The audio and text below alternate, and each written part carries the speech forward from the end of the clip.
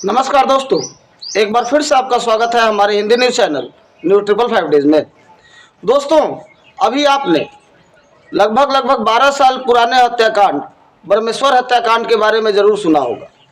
और आज 12 साल बाद जो हत्या 1 जून 2012 को हुई थी, उस हत्या में सीबीआई ने चार्जशीट दायर किया और इसमें पूर्व एमएलसी हुलास पांडे समेत 8 लोगों को नामजद बनाया।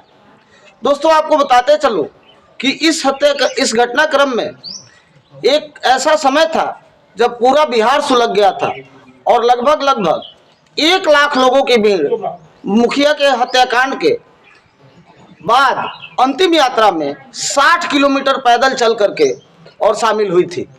दोस्तों, इस घटना की जांच सीबीआई को दी गई थी और शुरुआती 8-9 सालों में सीबीआई कुछ नहीं कर पाई, लेकिन विगत पिछले 2 से 3 सालों के आधार पर सीबीआई ने चार्जशीट दायर किया।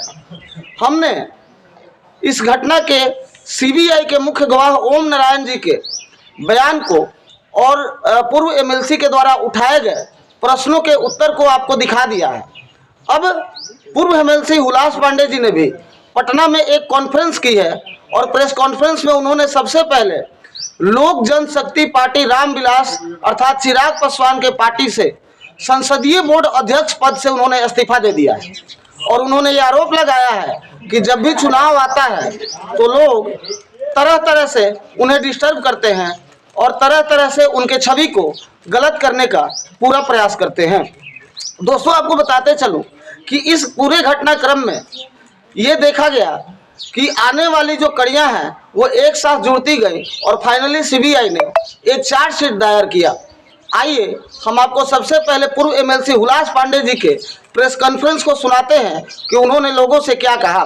उन्होंने कहा कि उनसे ना तो हमारा कोई जातिगत दुश्मनी थी और ना ही उनके मारे जाने से हमें कोई फायदा था, और हत्या तभी की जाती है जब ये दो चीज़ या कोई स्वार्थ जुड़ा हो। इसलिए जिस समय की ये वाकया है उस समय उन्होंने बताया कि वो पटना स्थित अपने आवास पर अपने अंगरक्षकों के साथ मौजूद थे और उसके बाद उन्होंने प्रेस कॉन्फ्रेंस के माध्यम से अपनी सारी बातें रखी है। आइए हम आपको सुनवाते हैं। राकेश कुमार पांडे की report, news 555 days, new Delhi bureau. हम चूंकि प्रदेश से बाहर थे तो हम सोचे कि एक ही साथ सभी हमारे मित्र साथी आ जाए और सबको हम अपना बात बताएं और अपना पक्ष रखें। इस तरीके से इस हत्याकांड में हमारा नाम जोड़ा जा रहा है, इसमें कतई कहीं कोई सच्चाई नहीं है और सत्य को परेशान किया जा सकता है, पराजित नहीं। आज लगभग 2012-13 की एक घटना है और 2023 हो गया।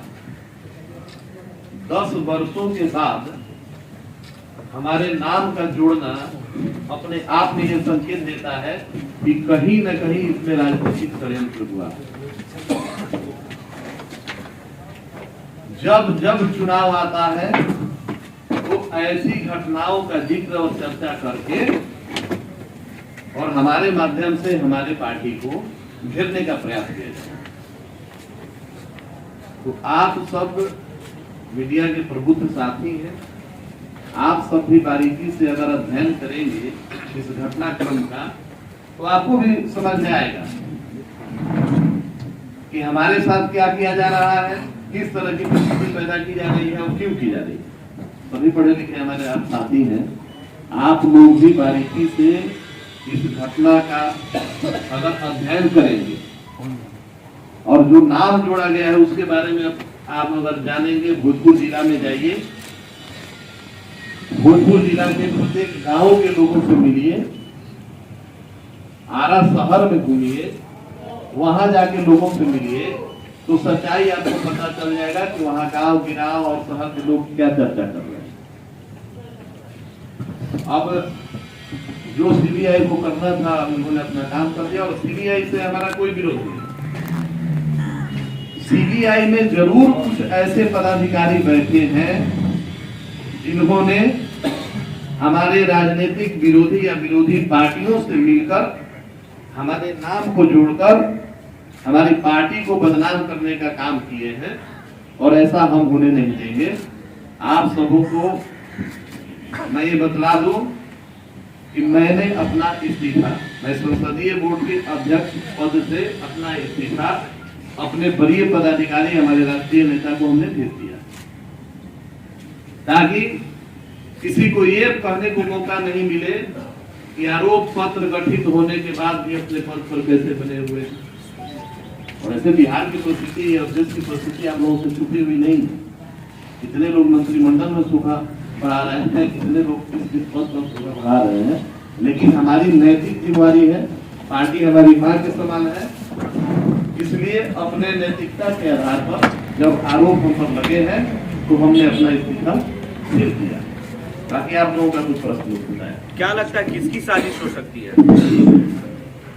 हम किसी एक व्यक्ति का तो नाम नहीं बता सकते, क्योंकि किसी एक व्यक्ति का नाम लेकर हम किसी का महत्व नहीं बढ़ाना चाहते हैं, लेकिन न्यायालय है और न्यायालय से न्याय जरूर। ब्रह्मेश्वर मुखिया का पत्र का कहना है कि गोली आप में चले मगर चलवाने वाला कोई और था, इसके पीछे बड़े बड़े लोग शामिल हैं। तो उनसे नाम पूछ लीजिए, उनके पत्र का बयान पर हमको नहीं जाना, उनके पत्र क्या क्या बयान दिए हैं, कब कब बयान दिए हैं। गुला जी, कहीं ये सब चीज पॉलिटिकल प्रेशर में तो नहीं हो रहा है? निश्चित तौर पे ये पॉलिटिकल प्रेशर नहीं किया गया। जांच है इतने वर्षों के बाद, 12 साल के बाद कौन सा आपको आधार। और सबसे बड़ी बात है कि किसी भी हत्या का एक मोटो होता है, एक उद्देश्य होता है। किसी व्यक्ति की आप या तो हत्या कोई भी व्यक्ति कब करता है, उससे प्रतिशोध लेना है, हमारा कोई उससे बहुत बड़ा लड़ाई है, विरोध है, या उसके हत्या से हमको बहुत बड़ा लाभ होने वाला है। ये दोनों चीजें कहीं लागू नहीं था। स्वर्गीय परमेश्वर मुखिया जी के हत्या से हमको क्या फायदा, और दूसरी बात यह है कि उससे हमारा कोई विरोध था ही नहीं। क्या पार्टी की तरफ से दबाव हुआ है या आपने इस्तीफा दिया है? पार्टी की तरफ से क्यों दबाव आएगा? पार्टी की तरफ से कैसा दबाव?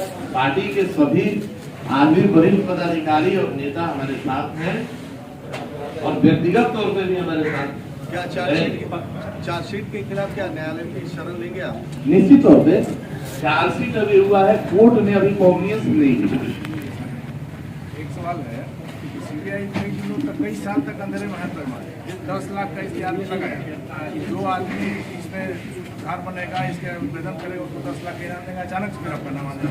तो अब हम तो ये कह रहे हैं कि सीबीआई के जगह जरूरी ये रहता है कि जब वो 10 लाख का अपना लगवा दिए। 2 साल पहले हम लोग भी अखबार में पढ़े थे कि भाई इस हत्याकांड में 10 लाख का इनाम घोषणा किया गया है कि कोई उद्भेदन करेगा, कोई इसके बारे में क्लू देगा तो उसको 10 लाख रुपया मिलेगा।